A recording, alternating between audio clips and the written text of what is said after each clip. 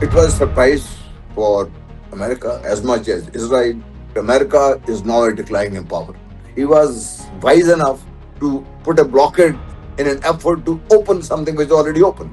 The trust deficit is extreme. The Americans had to pull out. They should withdraw their blockade immediately and thin out from this region.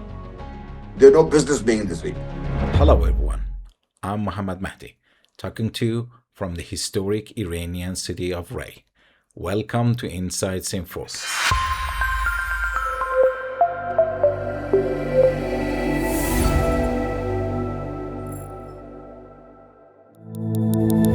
In this episode, we're going to discuss the US Israeli war on Iran, Iran's response, and the shifting dynamics in West Asia region and beyond.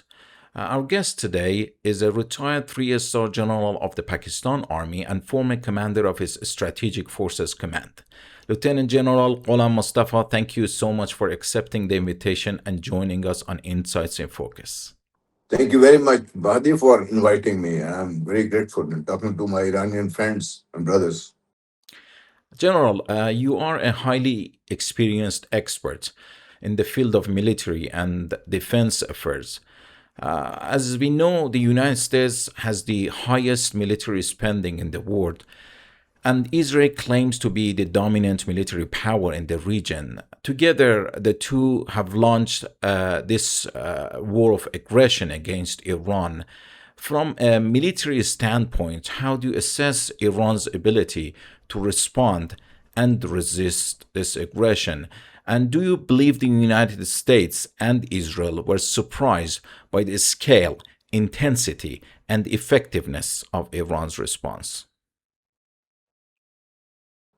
Mahdi, I think we all were surprised, frankly speaking, because we didn't know much about what is happening inside Iran and how Iran is preparing.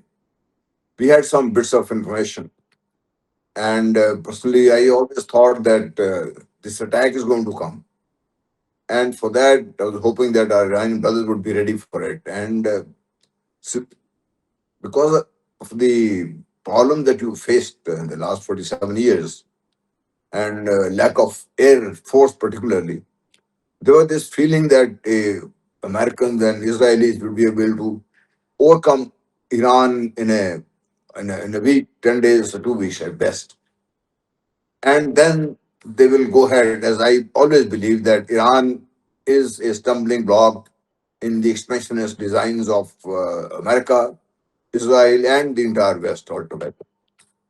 So, therefore, it was a surprise for America as much as Israel, and particularly our friends in the region, our brothers in the region, the Muslim countries in the region. Israel and America both, they have suffered on number of different levels. Number one, the credibility that, as you were saying, that Americans were the and still are the largest military power in the world, and with the budgets exceeding the budget of many countries put together, and the kind of naval forces that they have and the air force that they have, uh, and also Israel, the kind of four-layered anti-missile and air defense system that they had installed. It wasn't expected that Iran would be able to undo all this because the security architecture, as I see it, was the first layer was UAE, Qatar, Kuwait, Bahrain, Saudi Arabia, and Jordan. I never believed that America's presence in the region is for their defense. It was always for the defense of their so-called lackey and Israel. That was penetrated. And next was Israel's so famed and uh, so much admired their multi-aid defense system. And that all was penetrated. That actually hit them where it hurts them the most. And consequently, obviously, Iran's and the people of Iran. I know I've read about Iran a lot, and I know that this is a civilization which is, I mean, as old as one can think, going back in history. And opposed to that, we have a country like Israel, which actually is a illegitimate child of the imagination of the West and particularly United Kingdom. And Americans were just 250 years old. They have no history, frankly speaking, and no experience of what a civilization actually is. And put together the shock and awe that the Americans expected, actually, it was them who were shocked and still are in awe of what Iranians and Iranian people can do. Yes, it was actually striking to see President Trump, the leader of a country with a history spanning only a few centuries, issuing death threats against Iranian civilization, which stretches back thousands of years. When we talk about the civilized world, we inevitably also talk about ethics and morality. From a moral and ethical standpoint, how do you compare the conduct of the two sides of this conflict? I ask because, for example, there were reports about an Iranian water desalination facility being targeted. And based on the principle of an eye for an eye, many expected Iran to retaliate in kind by targeting the same facilities in the Persian Gulf countries. However, Iran did not take that course of action. And some argue that this reflected serious considerations related to ethics of war. What's your opinion about that?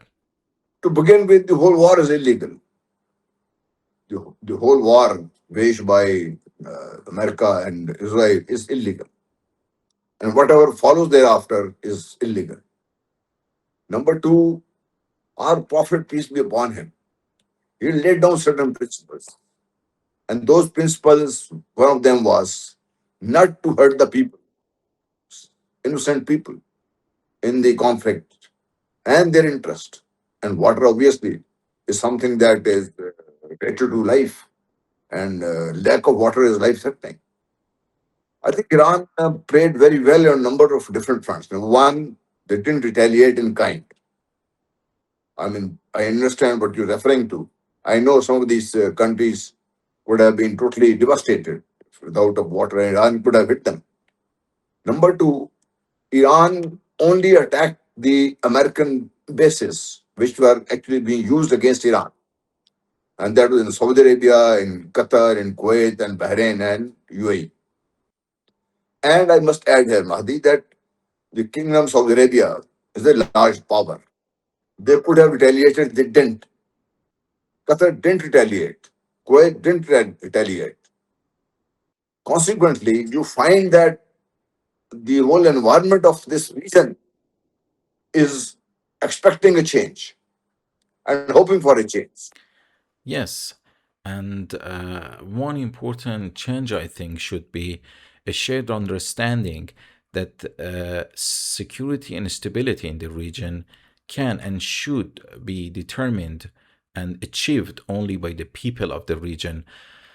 General, before I ask my next question, I'd like to read an interesting post you shared on X. You wrote, and I quote, Iran has done something which was unimaginable before February 28 this year, dismantled US Israel aura of power, and in the process has emerged as a power to reckon with. With that in mind, how do you see the balance of power in the region evolving? And more broadly, do you think these developments are reshaping the global geopolitical landscape as well? At the highest level, at the international power game structure, that whole is shifting. And I've been talking about it for ages, that America is now a decline in power. And those who understand history, I'm sure they understand it better. When the power is on the decline, they don't realize that is happening to them. And in the process of trying to stop that decline, they actually use power. And that power, having power is one thing. Being able to employ it wisely, that is something which is comes very rare. And I know only one man in history who has done that, and the proud peace be upon him. So as you find that America's influence its own allies didn't join it. I mean, that is the highest kind of a negative point that you can raise against America. So with that decline, the power structure was already in a flux. Iran standing up to these two bullies had actually allowed this flux to settle towards global south. And now you find that Russia is more confident about itself. China is conducting itself in a totally different atmosphere altogether. And obviously, when you come down to the region, you find that, like I said before, Kingdom of Saudi Arabia has played very wisely, and so has Qatar. About UAE, but I have my reservation, and you must have read my tweets about UAE also as well, and seen some of my program about it. Pakistan and Turkey. These countries are regional strong holds, regional strong points. If they were to get together, and I am hoping, this is how things are shaping up, that kingdoms of Arabia, Turkey, Iran, and Pakistan, these four countries put together can actually create a total imbalance in the West. And the total power structure of the world will actually settle down in this region. Backed by China's wealth and ever growing economic influence and their ability to capture the spaces which were previously occupied by American economies, I think we are seeing a change happening here. And here is what I want to highlight one other point. Pakistan's role in this whole thing has been crucial and critical. Like last year, when Israel attacked Iran, again illegal, and Americans backed up this illegal act. You know what amazes me is how Iranians viewed Pakistan. The president, His Highness, the president of Iran, personally visited Pakistan to thank Pakistan, and the Iranian parliament passed a resolution to thank Pakistan. Pakistan, the only country was thanked. And mind you, we had some problems in the past with two countries. With that background, coming to this stage, this is where I say that the region is changing. The two countries put together, and we can't actually live without each other. Have the borders and sharing and whatever, history, whatever. The two countries put together, Turkey is there, and Turkey is also, I mean, one of the targets. And it may happen today or maybe in our maybe after I passed away. But this is something that is in their airline. So therefore, these four countries, with Egypt also realizing that they may have a problem very soon. So what we find is that the power structure is now settling in favor of these countries that I'm talking about. I see. While this conflict has led to a number of positive developments, there also have been some concerning trends. One of them is what many perceive as the growing alignment of the Emirati government with the policies of the occupation regime in Tel Aviv. Do you think this could have any implications for relations between Pakistan and the UAE? Mahdi, I, I feel sad when I say this and not feel very proud of what I'm going to tell you. The moment I learned about UAE recognizing Israel and joining Abraham Accords, I wrote an article. I hope I can share it with you sometimes. Enemy at the doors. I I've been talking about it again and again. Axis of evil, which comprises United States of America, India, and Israel. They have a design and they have a shared perception of how the world should be. I mean, there is a Brahman Zionism in India, which is actually going against Muslims there. There is a Christianism in United States of America is leading that, and Jewish Zionism is obviously. And they joining together is against what? 92 article in Washington Post. and its editorial wrote very clearly that now that we have undone Soviet Union and defeated communism, who is going to be the next enemy? Islam, which is threatening, which is likely to threaten our way of life. So this they are together, and UAE's role in this, and UAE's role in rest of the country like Sudan and the Somalia, and UAE first joining the war with Saudi Arabia against Yemen, South Yemen, and then pulling out immediately. And the latest spat between just before the war between UAE and Saudi Arabia is very indicative of what UAE actually is trying to feel. UAE, I think, is gone way beyond its own weight, and that is where it is hurting UAE itself, and is going to hurt it more. I feel that I mean, Pakistan wants to be having Pakistan wants to have similar relations that we had before this whole thing started.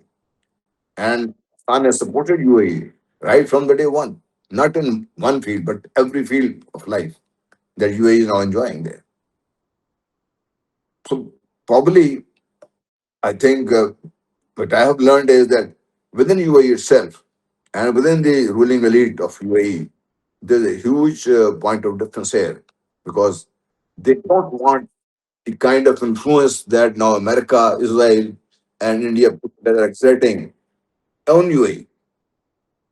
UAE putting everything in this kind of a imbalance. It's creating imbalance for UAE itself.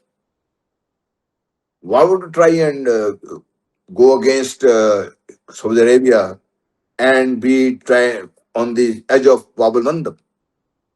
While on the other side, you have Somalia and Somaliland recognized by Israel. Why would you try to have a control over state of Hormuz? And on whose behest? So therefore, I think UAE has played its hand very, very wrong. This is my own opinion. Thank you for that elaboration, General.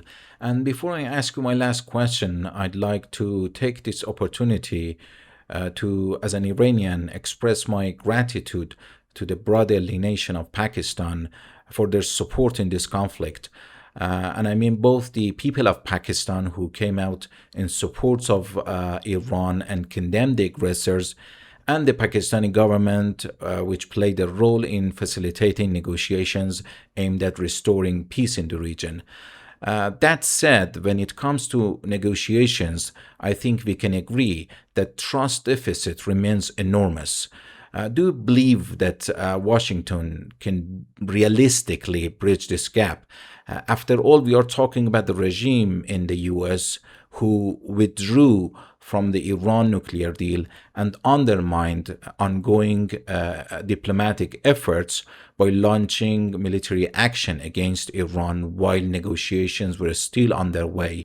Under these circumstances, what do you think it would take to bring about trust and make any future negotiations credible?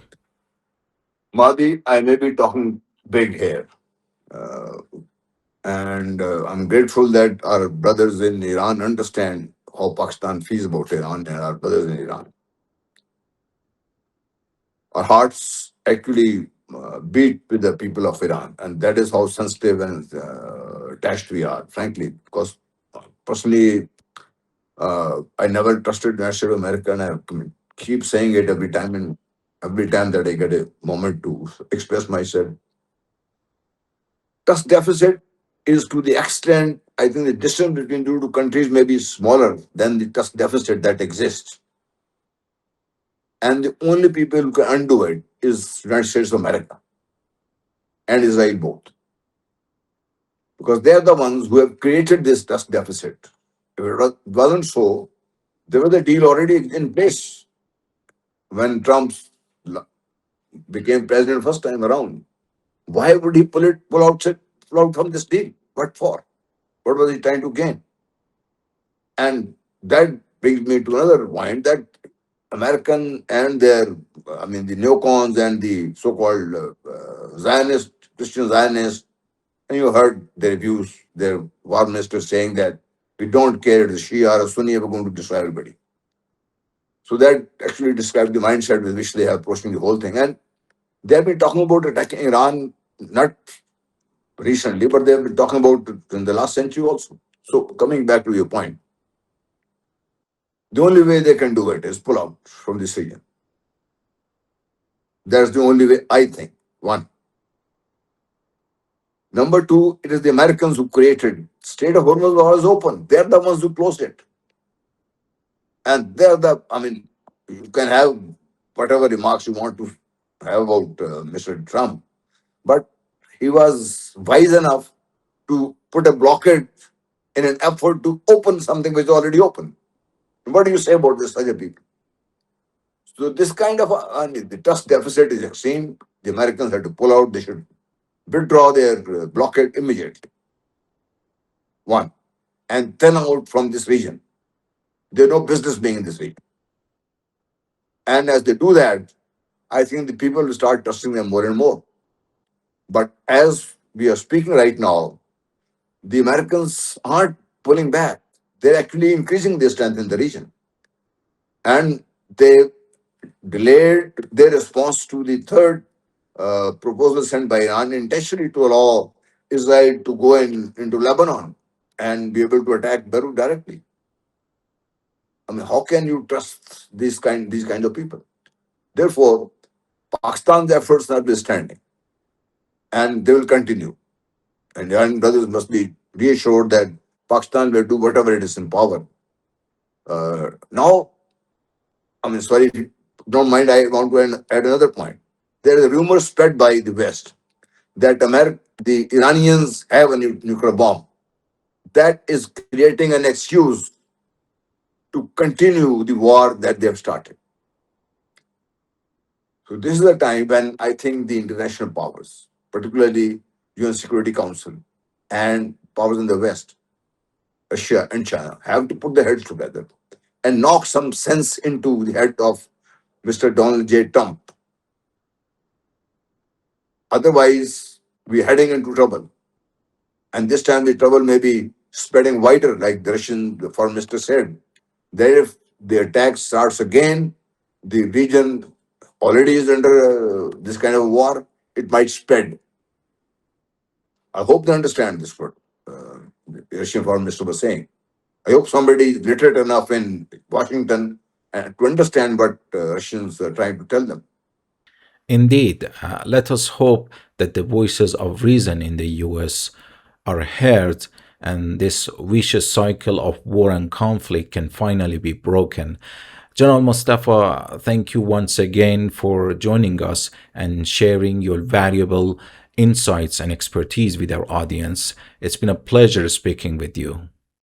Thank you, Mahdi. It's been a pleasure, and our compliments and our best of wishes and regards for you and your family and our brotherly people of Iran.